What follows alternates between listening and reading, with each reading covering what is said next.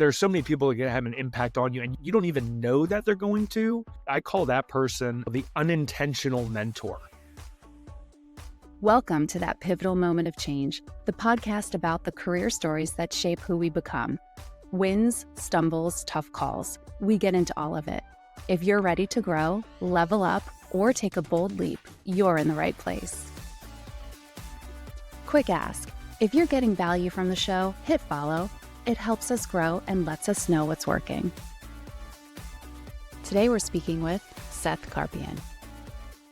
Hey, Seth, welcome to the podcast. Happy to have you here today. Thanks, Ryan. It's really exciting to be here to talk to you today. Looking forward to it.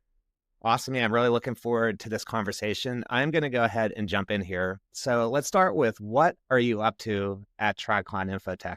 So it's interesting. It is not a place that I thought I would be when I left a sales organization probably about 7 years ago. So I am as some would say, a recovering product leader at this point, who has jumped back into growth, business development, and I'm the chief growth officer. And I have joined Tricon to help grow the U.S. operations across the board in the United States. Could you talk a little bit about what Tricon does? So we are a software development company, but very much focused, and I think we're going to get into this a little today as well. We're very focused more on understanding the overall strategy and business objectives of an organization to then determine what technology you can leverage in order to meet a business outcome or solve that type of problem. So very focused on everything from strategy through execution and delivery. And let's go back a little bit and talk about how you got involved with product work to begin with. So this is an interesting question, but it's a lot of fun the way I think about this. Where I ended up, it's that big pivot in where you are in your career and just your mindset in general.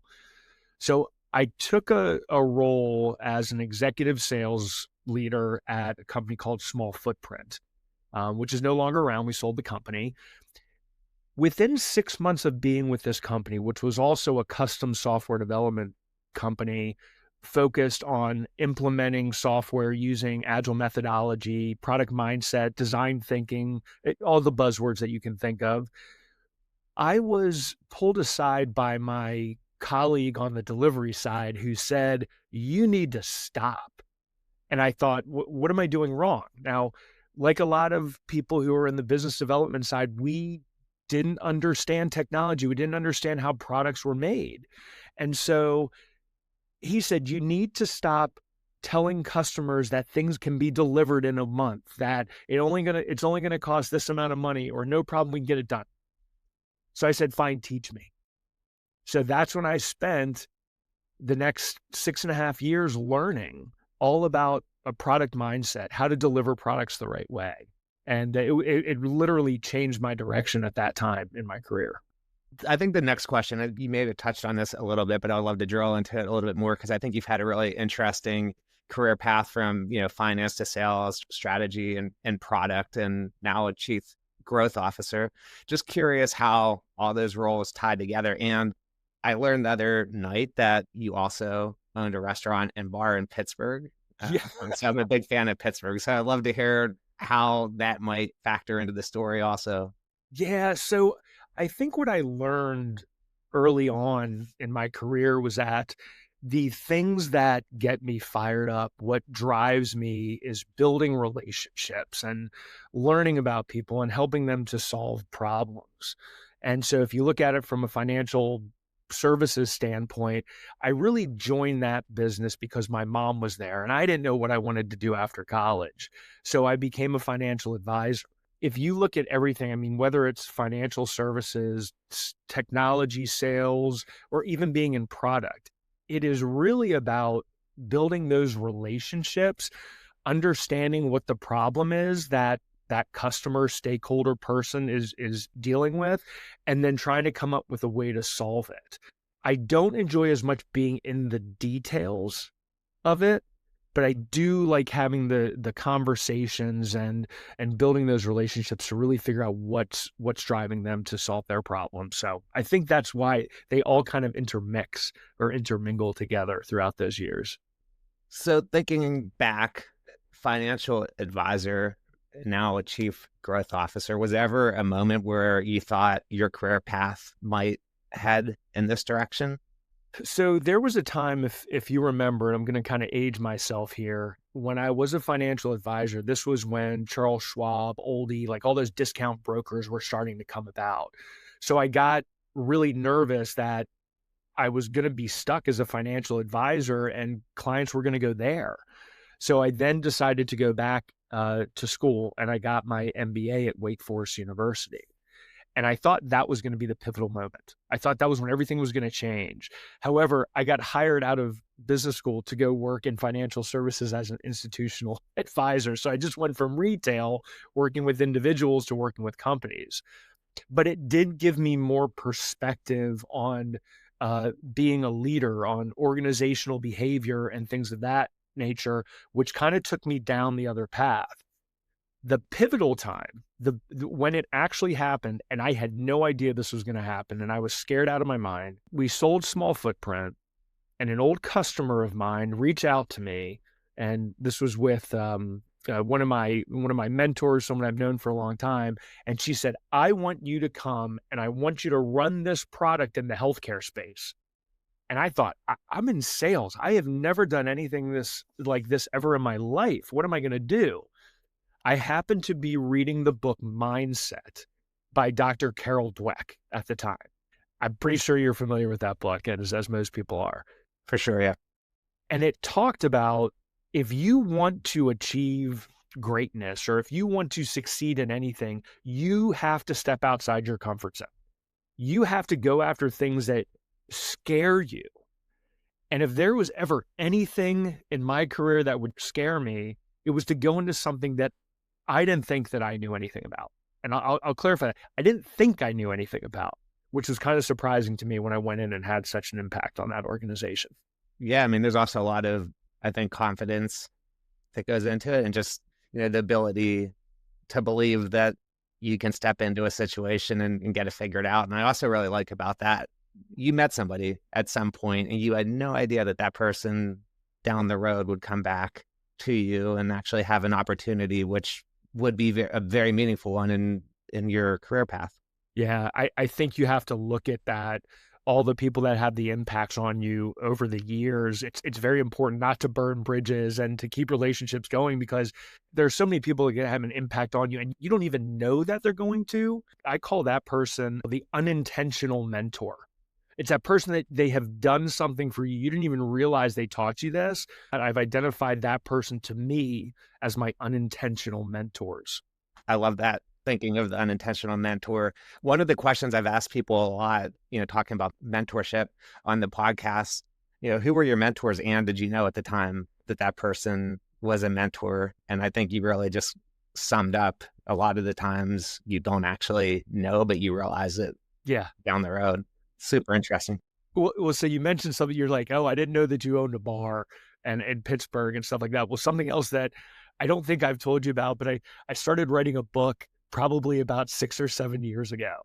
And the reason that I wrote this book, and by the way, it is unpublished, it's still unfinished. I only have about 8 chapters. However, the idea behind this book, I realized throughout my career that you already talked about, where I was in these different areas, I worked with a leader or somebody who was in that office that had an impact on me. And now people try to think about someone who's had an impact on them in a positive way. But what about those people that you look at that are a leader or whatever in an organization and you don't agree with how they're doing something? They are unintentionally showing you what you do not want to be. So I started writing this book and I was like, okay, well, I had this, these people taught me these different things and they had no idea that they were having an impact on me. And they taught me good things and they taught me things that I didn't want to be, which was something that I hadn't thought about before that. But I have moved on, working directly. And I think it's very important that all of us have mentors. I think it's extremely important. But the biggest problem that our mentors have and that we have is the amount of time in order to be mentored.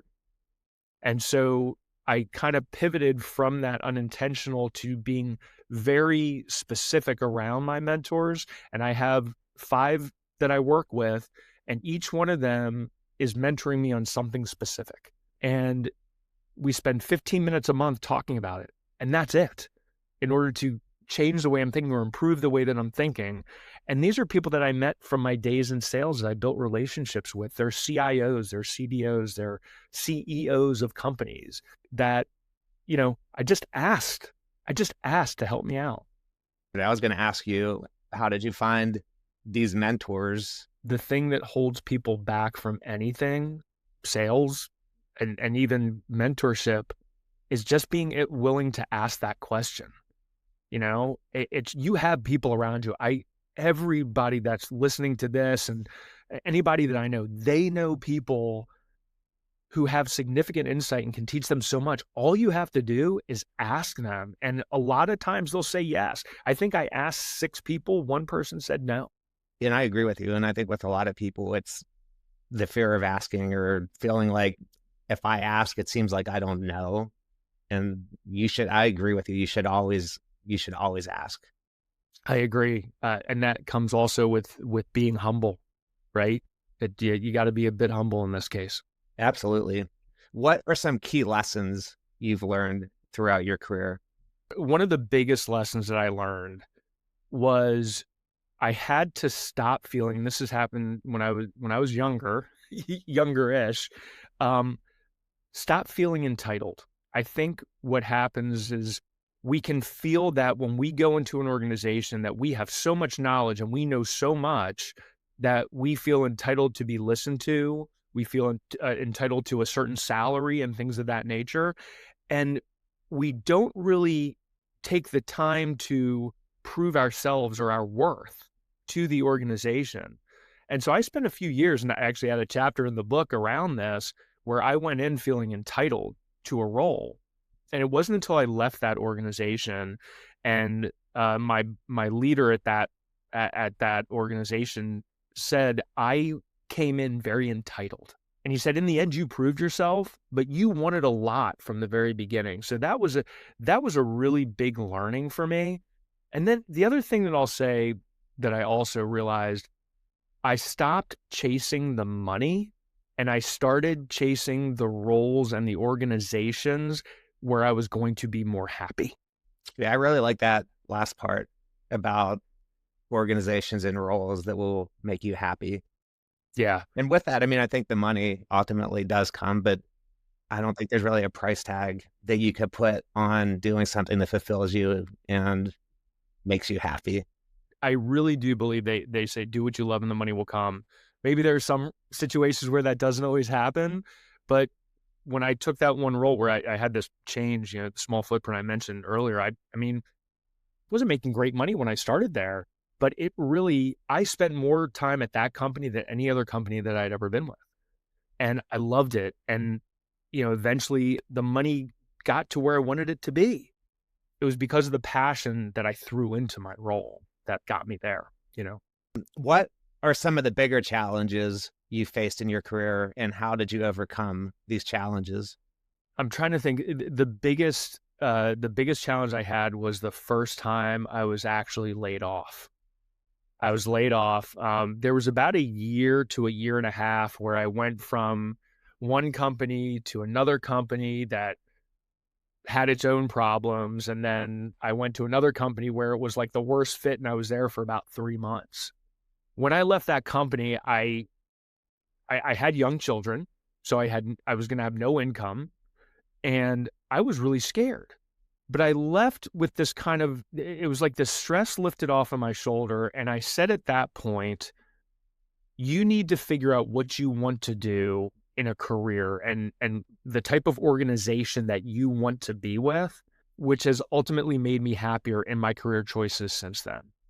And I don't think if I had not been laid off and facing that uncertainty with 3 children at the time, 3 young children, and a stay-at-home wife, I don't know that I would have made that decision to say, I'm not just finding a job anymore. I want to find a career. I want to find the right path. I want to find the right culture. There's a book out there I read. I picked it up while I was unemployed. And I hope I can say this. It might get bleeped out when you put this out there, but it's called The No Asshole Rule. That won't get beeped out. Good. Awesome. So it was actually a Harvard Business Review article that was then turned into a book.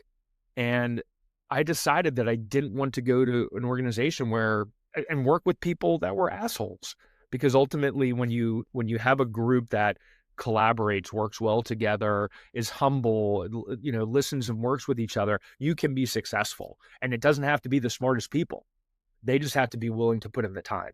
Yeah, I think the no asshole rule is a good one. And it's something you hear come up a lot. I think sometimes maybe it's just lip service, but I think it is incredibly, incredibly important even to think about that as you're building a team, as you're hiring.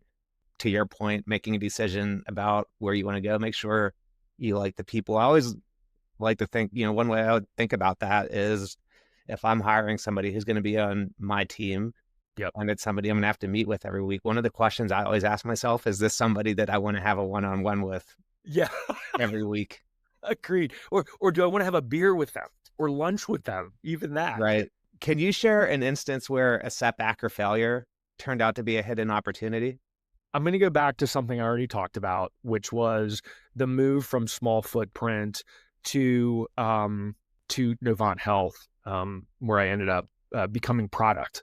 We had sold small footprint, and the organization that had acquired it, didn't really want it to be a fit. So it was not a fit for me and what I wanted to do with my career and what I thought we were providing to our customers. And so I really felt at a point where it was something that I had done, and I didn't know where to go at this point. I couldn't figure out what other organization, and I was really feeling like a failure, not because I didn't do my job well, but just because I didn't know what to do now. It was that at that point that an old customer of mine reached out to me and said, hey, come and do this. And so I don't know if depends on how you define failure, but I think you define failure for yourself at that point in time, right? So I felt like a failure, but then it created this opportunity. I was like, oh, now I'm going into product, and now I'm going to learn this whole new thing, So I think that may be a good example, but again, it's where you define what is failure to you in that case, maybe. I think that's totally true. Defining what failure is you, but also having, I think, the mindset to look at when something is a failure, you look at something and say, okay, I don't think this is good for me or what I wanted to happen. Yeah. Not successful, but being able to look at it and ask yourself, what is the opportunity that comes along with what I just learned? Isn't that what we do in products, right? You want to fail fast, and organizations, and we've talked about this a little bit before, organizations are scared to waste money on building a product.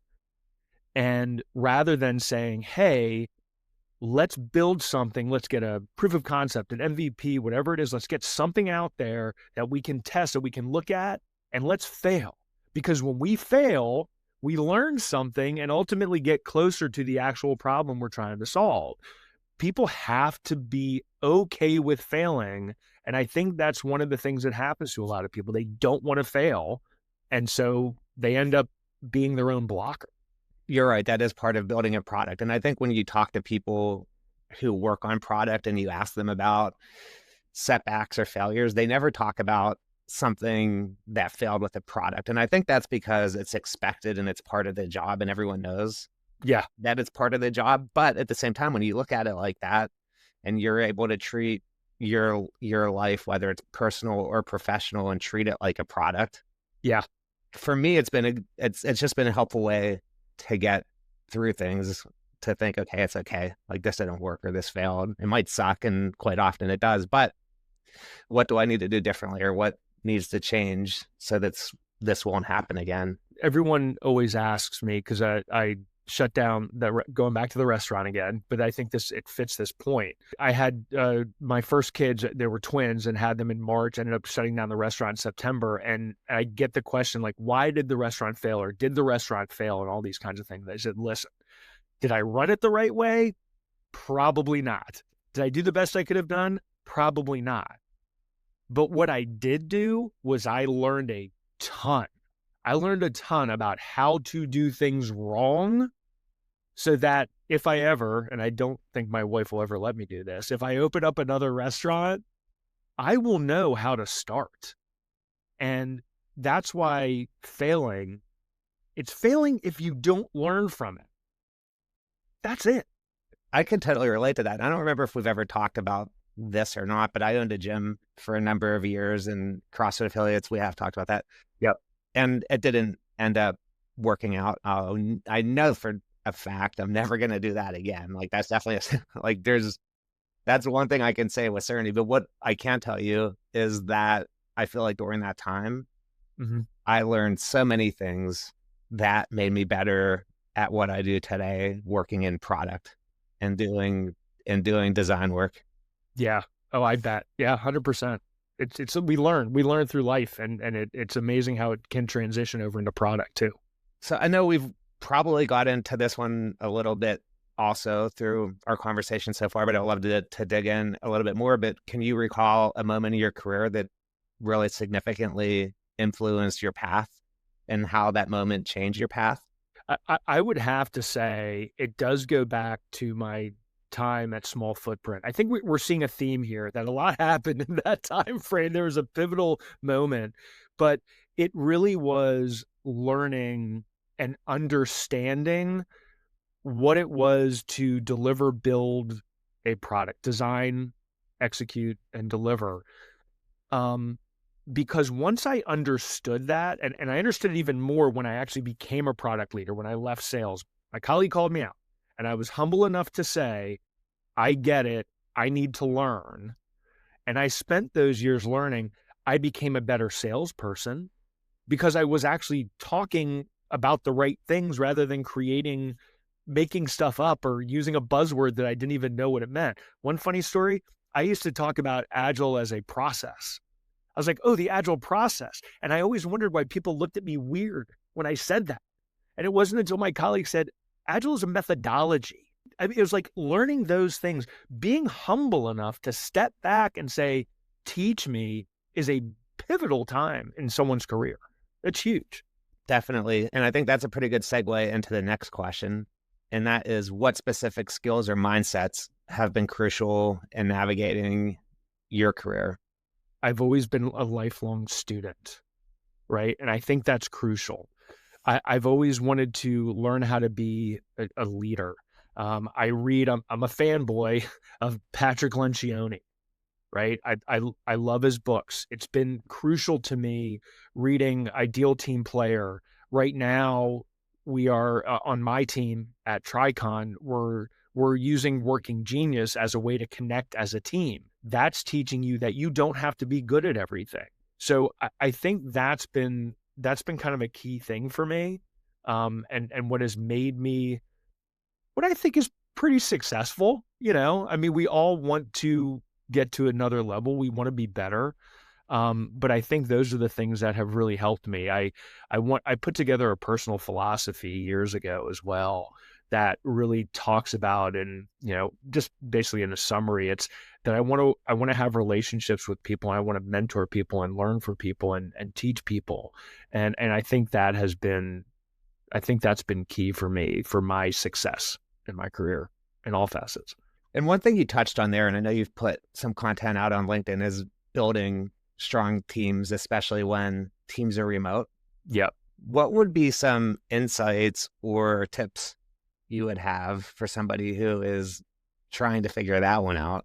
It all comes down to finding a way to connect the team, right? Outside of normal work, right? So before COVID, people used to go out for drinks and lunch and hang out at the water cooler, whatever it was, right? And you kind of built that, that cohesion on the team. So one of the things that I did during COVID, because my teams no one was in the office, I found something, and actually at the time, I don't believe Working Genius had come out yet, but I started looking at Patrick Lencioni and his podcasts, and our team started talking about that. We would have we would have a weekly meeting, or actually it was every other week, where we would come together and talk about some of the learnings about a good team, right? The ideal team player or whatever it might have been. And what started happening was it created this connection between people that don't work on the same teams together, but they started finding out things from each other. And then it even, in another role that I had as a product leader, I actually leveraged Working Genius for that. And what Working Genius talks about is that everybody has like two working geniuses that they're really good at, and the other ones exhaust them. And you must rely on the rest of your team who are really strong at those other working geniuses. And so that was one thing that I found that brought people together to start leveraging each other and talking and working together a lot. I really like Working Genius. Yeah. I had never heard that one before, but it really actually resonates.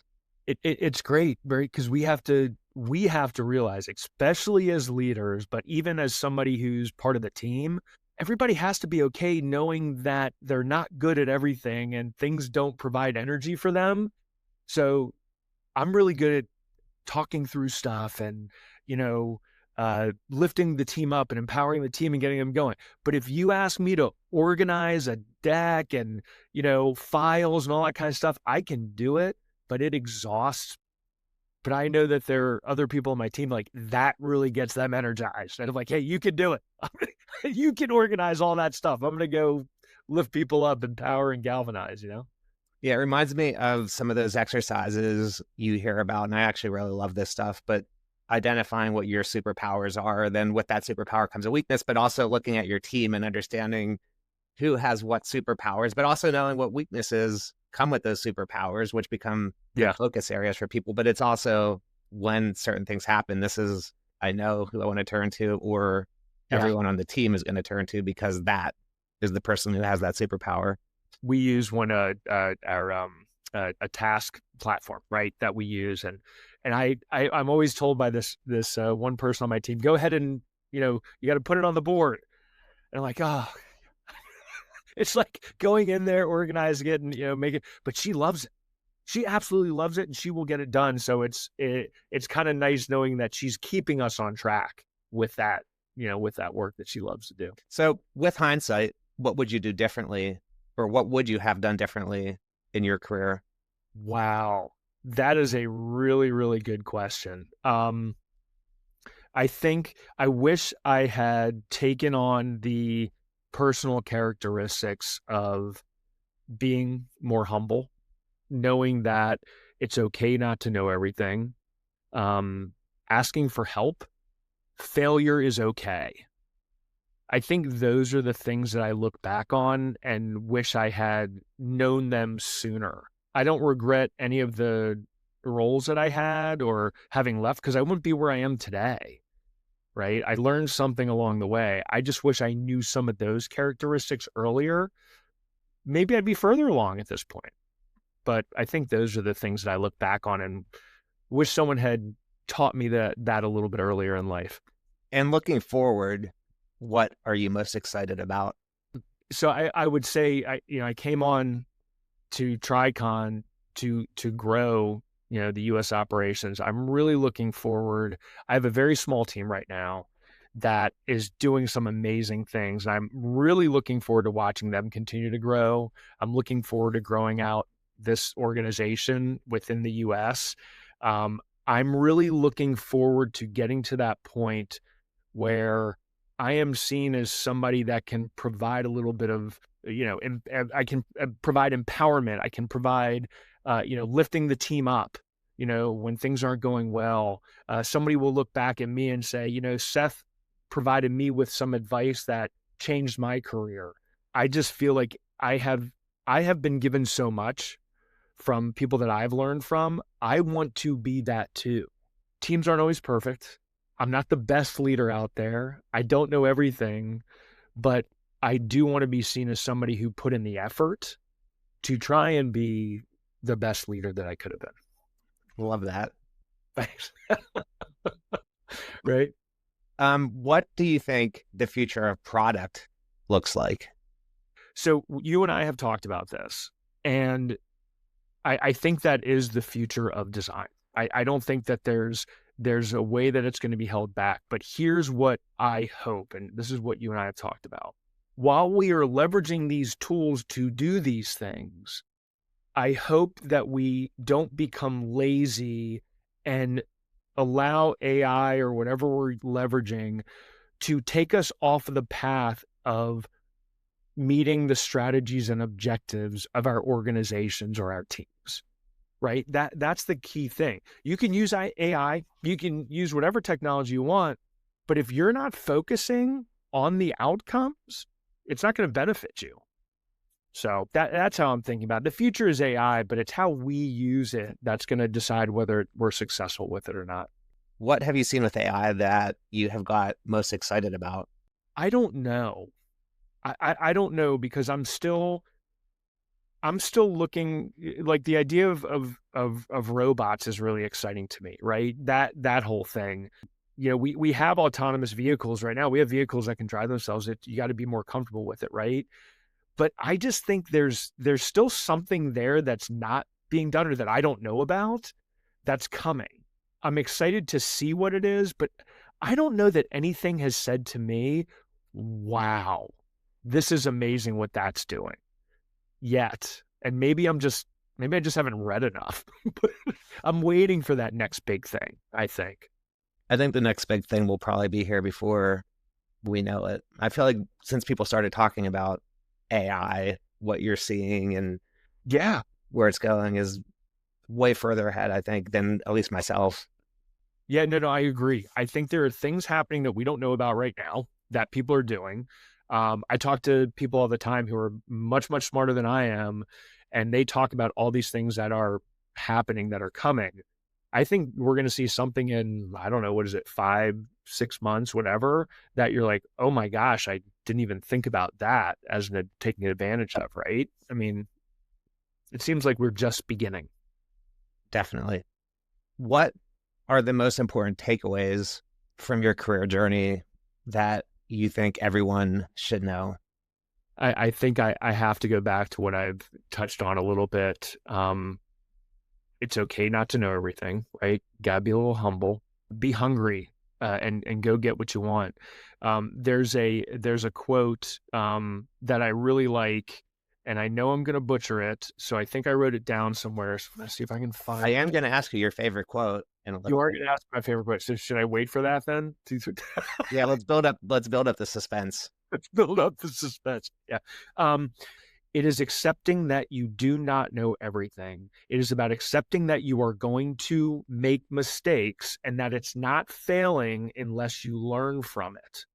Don't let people walk all over you. Let me be clear about this. It's not about letting people walk all over you. It's about knowing that you don't know everything. It's okay to ask for help. And learn from everybody, even the people you don't like, because they're teaching you something too. You just don't realize it yet. So the next question is going to be 2 parts to it. What advice would you give to someone earlier in their career who are still trying to figure out what they're doing? And what advice would you give to the more seasoned, experienced leader? So for the younger people, get a mentor, get somebody to talk to learn from. And it's just so important. It will accelerate your career. It will accelerate your learning tenfold. And for the older person, I think I'm going to use the term incorrectly, but I think it's like the reverse mentor or something along those lines. Get somebody who's younger that's looking at things differently than you are, so that you can see things differently to make better decisions and be a better leader. There is a phrase for that, Ryan, and I can't remember what it is, but it's like a reverse mentor, basically.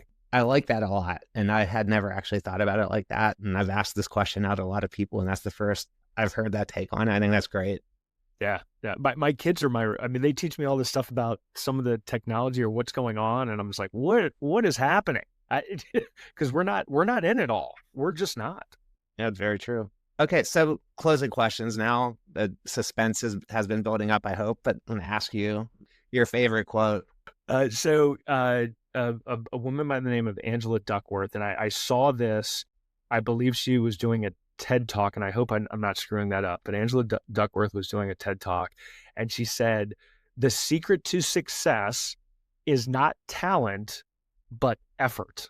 And I think that's what people have to realize. You gotta put in the work. You gotta put in the work to get it done, to be successful. Couldn't agree more. I think that's really an awesome quote. Thanks. There is a lot of content out there. I know you've made a few references to, to TED Talks, to books and whatnot, but what are you looking at now that you would want to recommend others to check out? So another person, I can't believe she hasn't come up at this point. It was a new role probably about a year or so ago, right? Product operations. And I think, Ryan, you and I have talked about Melissa Perry and the book Product Operations.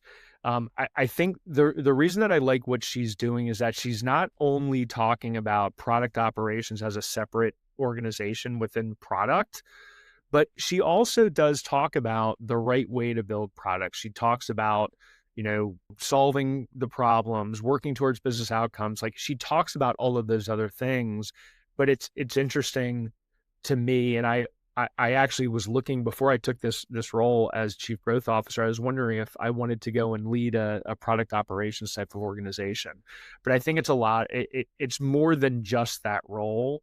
It's how we need to think about things within our organization, collaboration within the organization, collaborating with stakeholders, and also making sure that we have the right information to provide to product management to help them go down the right path too. And I'm going to also throw in the plug again, because I love this guy. If you have not listened, if you haven't read any of Patrick Lencioni's books, it's about building the right teams. It's about being a leader. It's about listening to the people around you. He just covers so much. And he has so many books out there that can really help people think about where they are and where they want to be too. I actually have not seen his work, so just took it. Check that out. I actually have not read the book Working Genius. I've just listened to the podcast. Cool. We'll check that out. Thank you. Yeah. And lastly, where can people find you? The best place to find me is on LinkedIn, or my brewery right down the street. Not my brewery, but the brewery I go to right down the street. So LinkedIn or the bar. And what is your LinkedIn name? Oh, it's Seth Carpien on LinkedIn. Seth, thank you so much for your time today. I really enjoyed having this conversation. I think there was a lot of really interesting pieces here, and I am excited to get this one released. Yeah, Ryan, thank you so much. I hope it wasn't too much hot air, and I hope if there's one snippet anybody gets out of this, I've done it right. Hey, thanks for listening. If you enjoyed our content today, please like, subscribe, and comment below. We'd love to hear from you. Until next time.